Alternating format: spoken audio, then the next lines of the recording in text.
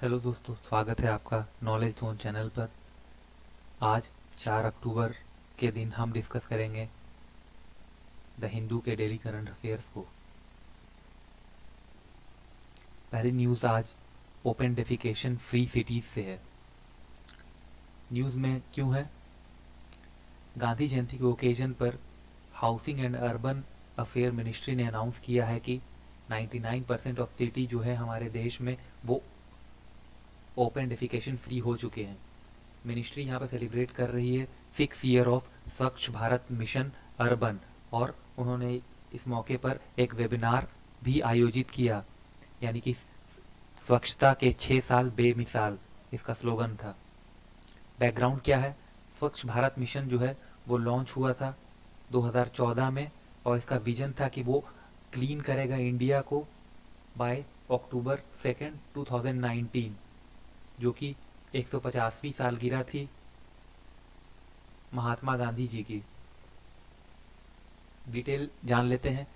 इसमें 4372 सिटीज जो कि इंडिया में है उसको ओपन डेफिकेशन फ्री बनाने की बात थी, जिसमें से 4323 सिटीज को यहाँ पर ओपन डेफिकेशन फ्री घोषित किया गया है, जो कि 99% कहा जा रहा है।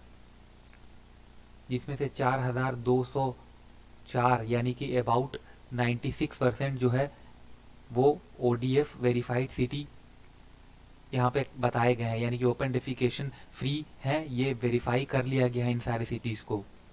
इंडिया ने क्लेम किया कि लास्ट ईयर जो टोटल विलेजेस थे 5,99,963 विलेजेस कंट्री के, उन्होंने ओपन डेफिकेशन फ्री स्टेटस को अटेन कर लिया है। इसमें अटेन करने की जो क्राइटेरिया थी वो क्या थी? यहाँ पर कंस्ट्रक्शन करना था टॉयलेट का अंडर स्वच्छ भारत मिशन रूरल स्कीम के अंतर्गत। सॉलिड वेस्ट मैनेजमेंट प्रोसेसिंग भी जो है वो 60% तक गई, जबकि 2014 में सिर्फ 18% थी। टारगेट जो है उसको 100% कर लेना है 2022 तक, जो कि भारत की 75वीं स्वतंत्रता दिवस होगी। इसमें 500 सिटी को Atal mission for rejuvenation and urban transformation scheme के अंदर इस टारगेट को पूरा करना है। स्वच्छ भारत मिशन या क्लीन इंडिया मिशन के बारे में जान लेते हैं। ये एक कंट्री वाइड कैंपेन है जिसको गवर्नमेंट ऑफ इंडिया ने इनिशिएट किया था 2014 में, ताकि एलिमिनेट किया जा सके ओपन डेफिकेशन को और इम्प्रूव किया जा सके सॉलिड वेस्ट मैनेजमेंट को। मिशन का एम क्या है? मिशन का एम है अचीव करना open defecation free India by 2 अक्टूबर 2019, जो कि 150th एनिवर्सरी है, बर्थ एनिवर्सरी है महात्मा गांधी जी की।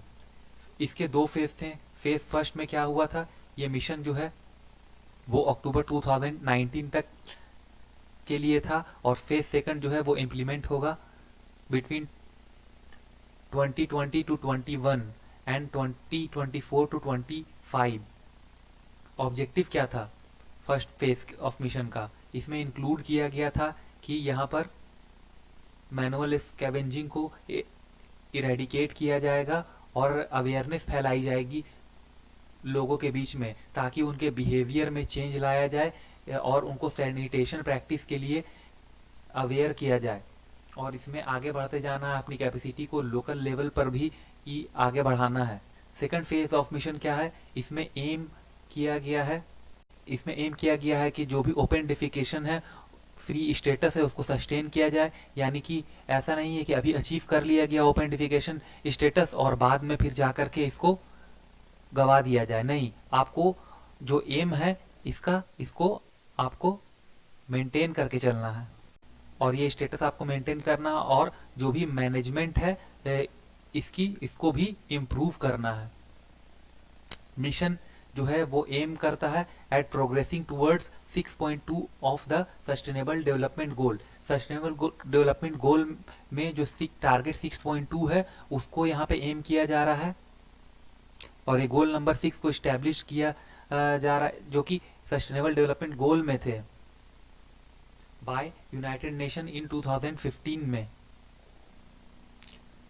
अब जान लेते हैं स्वच्छ भारत अवार्ड 2020 के बारे में। इसमें क्या है, यूनियन जल शक्ति मिनिस्टर जो है उन्होंने स्वच्छ भारत अवार्ड 2020 दिया कुछ स्टेट्स को, डिस्ट्रिक्ट, ब्लॉक और विलेज पंचायत को। ये अवार्ड जो है पार्टिकुलरली दिया गया under drinking water and cleanliness category के अंदर।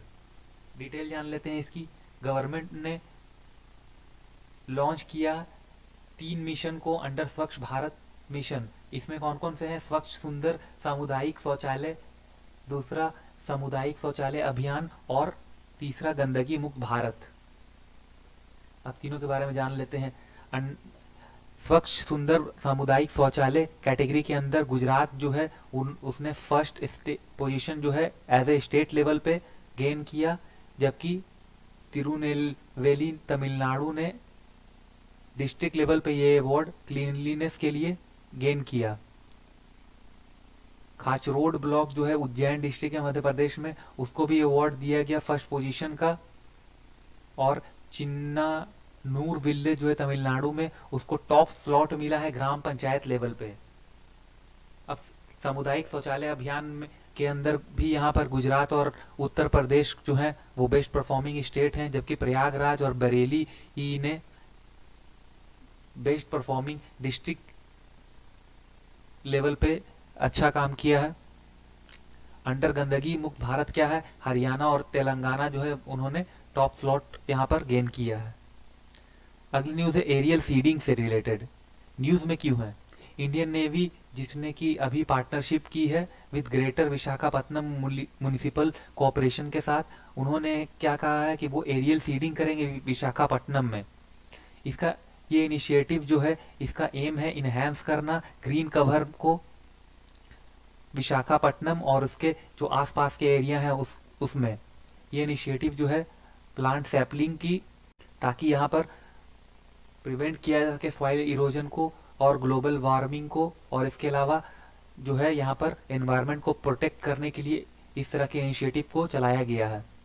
डिटेल क्या है, यहाँ पर 2 हेलीकॉप्टर होंगे UH-3H जो कि 2 टन ऑफ सीड बॉल्स को लेकर के एरियल सीडिंग करेंगे।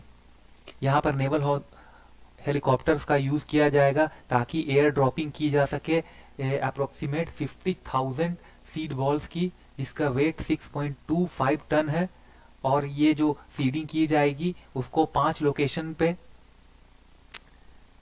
ग्रेटर विशाखापट्टनम म्युनिसिपल कॉर्पोरेशन के द्वारा आइडेंटिफाई किया गया है। एरियल सीडिंग क्या है, एरियल सीडिंग जो है एक टेक्निक है प्लांटेशन की, जिसमें सीड बॉल्स को जो कि सीड बॉल को एक तरह से स्प्रेड किया जाता है ग्राउंड पे किसी भी एरियल डिवाइस का यूज करके, जैसे कि आपका प्लेन हो गया, हेलीकॉप्टर हो गया या ड्रोन के थ्रू भी किया जा सकता है। इसमें क्या किया जाता है कि सीड बॉल जो होते हैं उसको कवर किया जाता है क्ले,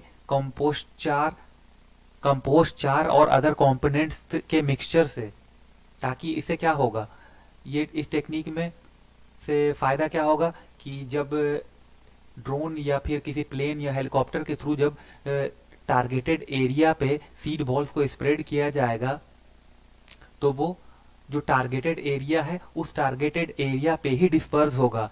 और अगर इस तरह की टेक्निक को यूज ना किया जाएगा तो क्या होगा, सीड्स तो बिल्कुल हल्के होते हैं, तो वो जो टारगेटेड एरिया है वहां पे वो डिस्पर्स ना होके रादर देन अलग एरिया में डिस्पर्स हो जाएंगे ड्यू टू विंड और अदर फैक्टर्स। तो यहाँ पैलेट जो होंगे, जिसको सीड बॉल्स भी कहा जा रहा है, वो उसको स्प्राउट किया जाएगा जब इनफ रेन होगी उस एरिया में जहां पर उसको स्प्रेड करना है, और इसके साथ साथ जो भी न्यूट्रिएंट प्रेजेंट होंगे इनमें जो कि इनिशियल ग्रोथ के लिए जरूरी होते हैं। एडवांटेज क्या है इस टेक्निक का, इस टेक्निक के थ्रू जैसे मैंने पहले ही बताया कि ये आपका जो भी टारगेटेड एरिया है उसमें आपको वो स्प्रेड करने में मदद करेगा। इसके अलावा जो टाइम है वो भी कम लगेगा और इफिशिएंट और इफेक्टिव कवरेज किया जाएगा लार्ज एरिया का कम समय में। एरियल सीडिंग फैसिलिटी जो है उसमें सीडिंग जो होगी वो अगर ट्रेडिशनल मेथड से की जाती तो लार्ज एरिया को कवर करना ऑलमोस्ट इम्पॉसिबल था, बट क्योंकि यहाँ पे एरियल सीडिंग की जा रही है by the help of drone aeroplane या फिर हेलीकॉप्टर, सो ये बहुत ही इजी होगा एरियल सीडिंग करना। एरियल सीडिंग को तब भी यूज किया सकता है जब कोई एग्जिस्टिंग क्रॉप वहां पर ऑलरेडी प्लांटेड हो। इसके अलावा जो प्रोसेस ऑफ सीड जर्मिनेशन है और की जो ग्रोथ है उसको कोई भी अटेंशन की जरूरत नहीं होगी डिस्पर्स करने के लिए। इसका रीजन क्या है, सीड पैलेट जो कि होते हैं उसके बारे में कहा जाता है कि वो फायर ऑन एंड फॉरगेट की पॉलिसी ही फॉलो करते हैं, यानी कि एक बार आपने उसको ड्रॉप कर दिया तो वो आप फिर भूल जाइए कि उसके लिए आगे कोई आपको केयर करने की जरूरत। जैसे कि अगर हम हाथ से प्लोइंग करते हैं तो उसमें हमको फिर होल डिग करना होता है, इसके अलावा भी और सारी चीजें होती हैं, तो इसकी यहाँ पर कोई जरूरत नहीं पड़ेगी। जो सराउंडिंग सॉइल जो है वो ऑलरेडी ये न्यूट्रिएंट्स उसमें मौजूद होंगे और यहाँ पर उसी जगह पर एरियल सीडिंग की जाएगी जहाँ वाटर जो ग्राउंड में है वो पहले से उपलब्ध होगा। और इस तरह की मतलब कि जो इसमें मिक्सचर को यूज करते हैं क्ले शेल की, उससे क्या होगा, जो न्यूट्रिएंट है वो तो उसको मिलेगा ही और साथ साथ बर्ड, एंड्स और रैट से भी इसको प्रोटेक्ट करेगा। अगली न्यूज है कल्पना चावला कार्गो स्पेसक्राफ्ट से। न्यूज में क्यों है, नासा ने लॉन्च किया है कमर्शियल कार्गो स्पेसक्राफ्ट जो कि इंटरनेशनल स्पेस स्टेशन से बाउंड है और इसका नाम जो है वो Indian origin deceased NASA astronaut Kalpana Chawla के नाम पर दिया गया है। द एसएस कल्पना चावला जो कि लॉन्च किया है इसने from mid Atlantic regional space port से NASA Wallops flight facility Virginia में। डिटेल जान लेते हैं। कल्पना चावला ने यहाँ पर जो कि डिलीवर किया approximately 3630 kilogram of cargo to the station. इसमें क्या क्या चीजें इंक्लूड है, इसमें बायोलॉजिकल ड्रग की टेस्टिंग होगी जिसको यूज किया जाएगा ट्रीटमेंट ऑफ ल्यूकेमिया के लिए। इसके अलावा प्लांट ग्रोथ की स्टडी की जाएगी और कॉम्पैक्ट टॉयलेट यहाँ पर जो एस्ट्रोनॉट के लिए होगा जब वो डीप स्पेस एक्सप्लोरेशन मिशन पे होंगे। इसके अलावा 360 डिग्री वर्चुअल रियलिटी कैमरा होगा जिसका यूज किया जा सकेगा फिल्मिंग के लिए जब भी एस्ट्रोनॉट स्पेस वॉक करेंगे। इसके अलावा कार्गो एयरक्राफ्ट में डिफरेंट कंपोनेंट भी होंगे जैसे कि न्यू स्पेस सूट जो कि यूज किया जाएगा टेस्टिंग के लिए in microgravity on the space station. इसके अलावा एडवांस पार्टिकुलेट होंगे मॉनिटर करने के लिए जो भी एयरबॉर्न पार्टिकुलेट्स और उसके अलावा जो दूसरे चीज होंगे उसको। कल्पना चावला के बारे में जान लेते हैं। इनका जन्म 17 मार्च 1962 को हुआ था और इनका निधन 1 फरवरी 2003 को हुआ। चावला का जन्म करनाल के हरियाणा में हुआ था। उन्होंने टैगोर स्कूल से ग्रेजुएशन कंप्लीट की थी। इसके बाद उन्होंने बैचलर ऑफ इंजीनियरिंग में एक डिग्री ली थी in aeronautical engineering from Punjab engineering college. उसके बाद वो यूनाइटेड स्टेट मूव कर गई इन 1982 और वहां उन्होंने मास्टर ऑफ साइंस की डिग्री ली in aerospace engineering from university of Texas in 1984। Chawla जो है उन्होंने अर्न किया था सेकंड मास्टर 1986 में और पीएचडी की थी उन्होंने aerospace engineering in 1988 from university of Colorado Boulder. Kalpana Chawla जो है वो एक अमेरिकन एस्ट्रोनॉट है, इंजीनियर है और first women of Indian origin है जो कि स्पेस में गई थी। इसके अलावा वो पहली ही ऐसी वुमेन है जिन्होंने स्पेस शटल कोलंबिया में फ्लू किया था इन 1997 एज ए मिशन स्पेशलिस्ट और प्राइमरी रोबोटिक आर्म ऑपरेटर के तौर पर। चावला जो है उनको अवार्ड दिया गया था congressional space medal of honour और इसके अलावा बहुत सारी स्ट्रीट यूनिवर्सिटी और इंस्टीट्यूशन भी उनके नाम पे उनके ऑनर में दिया गया। एक और न्यूज है, यहाँ पर बताया गया है कि कुछ इंग्रेडिएंट ऐसे पाए गए हैं जो कि वैक्सीन को वो ज़्यादा इफेक्टिव बनाते हैं। इशू क्या है, साइंटिस्ट ने यहाँ पे एक इंग्रेडिएंट को फाउंड किया है जो कि वैक्सीन को और ज़्यादा इफेक्टिव बनाएगी through testing molecules that self assemble into larger structure. Background क्या है, बहुत सारे वैक्सीन हैं जो इंक्लूड करते हैं एडजुवेंट्स। एडजुवेंट्स क्या होता है, ये मतलब कि आपकी वैक्सीन को और इफेक्टिव बनाती है, इसके वजह से क्या होता है, इम्यून सिस्टम का जो रिस्पॉन्स होता है वो और ज़्यादा हो जाता है। इसमें बताया जा रहा है कि जो पोटेंशियल एडजुवेंट्स हैं उनको आइडेंटिफाई करना अब और इजी हो चुका है। डिटेल क्या है, कुछ केमिस्ट की टीम और बायोलॉजिस्ट जो है उन्होंने एक मॉलिक्यूल पाया है जिसको अगर वैक्सीन में इंक्लूड कर दिया जाए, ऐड कर दिया जाए, तो उसकी इम्यून रिस्पॉन्सिबिलिटी जो है, रिस्पॉन्स जो है वो और ज़्यादा बढ़ जाती है, just like commonly use adjuvant के।